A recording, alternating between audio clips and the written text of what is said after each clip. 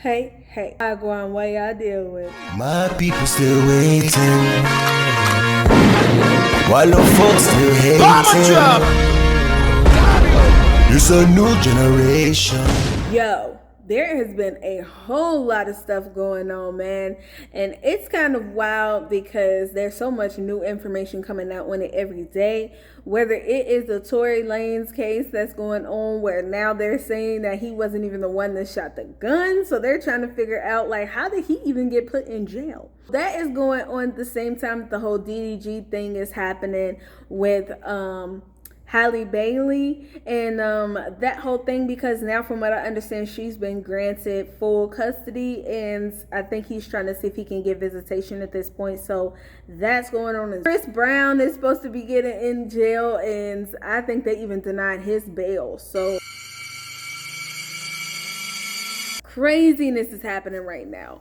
Whole lot of things is going on. We did cover some of these topics, and we'll continue to try to keep an eye on what's going on so that we can kind of, keep the information going right here on this channel, Empress Ishay, all day. You already know. But what I want to talk about is a topic that's kind of become trending right now. We about to get a little bit controversial, so hold on to your panties. If you got a little bit of sensitivity, you might want to click away now. So we are going to start with a term called Black fatigue. Now, first of all, before we get into anything else, the whole term and idea of the term Black fatigue gets on my nerves, right? I don't like these little trendy terms because you can use them however you want to, and you can just interchangeably put them in sentences even that they don't belong in, right? But I want to kind of share some perspective on this because I actually did some due diligence in watching a lot of the different videos and kind of getting some information on what it actually is. And I kind of want to dig into that today. And of course, everybody is welcome to put your opinions in the comments. First and foremost, like I said, I really kind of hate the term. It gets on my nerves. The concept of Black fatigue is things that Black people do that they make an excuse for, or they kind of blame shift and say that it's somebody else's fault for it. For instance, if we're talking about Black on Black crime, you could easily say as Black people, well, it's the white man's fault because where did we get the guns from? We got the guns from white people, right? Which is true. And that's why I want to introduce the concept of accountability versus responsibility. Accountability means, is it somebody else's fault? Absolutely, because they don't make guns in the hood, right? So accountability means somebody else is accountable for what's happening. However, responsibility comes in then. Responsibility means, but still, do you have a responsibility to do something different? Hell yeah, you do. That means that nobody is making you pick up the gun and point it at another Black person. Only so long can we continue to say somebody else is creating the conditions when absolutely after a while we have the power to not pick up the gun and shoot another Black person. The thing that gets on my nerves is we act like now our hands is tied and we now have to behave in these ways, and we don't. Period. Dot. You want to talk about people are brainwashed, understood. But now we live in a time period where there's too much information. And if you are blind right now, you just want to be. Because I'm not going to lie, too many babies is dying on all of these different blocks for us to keep on trying to act like it's not our fault. And I already know it's a lot of people who won't agree with me on that. A lot of people will say, yeah, but you got to understand the source. And you know what? I do understand the source. Understand exactly how these things were set up and engineered as it relates to white supremacy in order to make it so that we turn against each other as our enemies. However, at this time period, we are not obligated to continue to. If ever we're going to break out of it, somebody got to stand up and say, we ain't got to keep doing this shit. You better preach. And at this point, the thing that I'm tired of is that.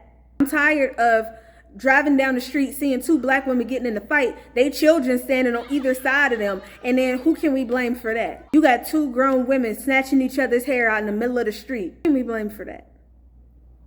Our damn self. Because while we may not have been the source of why it started, we do not have to continue doing it, and we do. We continue doing it. But that's my opinion. However, I promise y'all I'm going to always show two sides of the different thing, right? I'm going to show y'all both neutral sides of it. I'm going to show you people who do feel like they have Black fatigue. Again, I hate the term.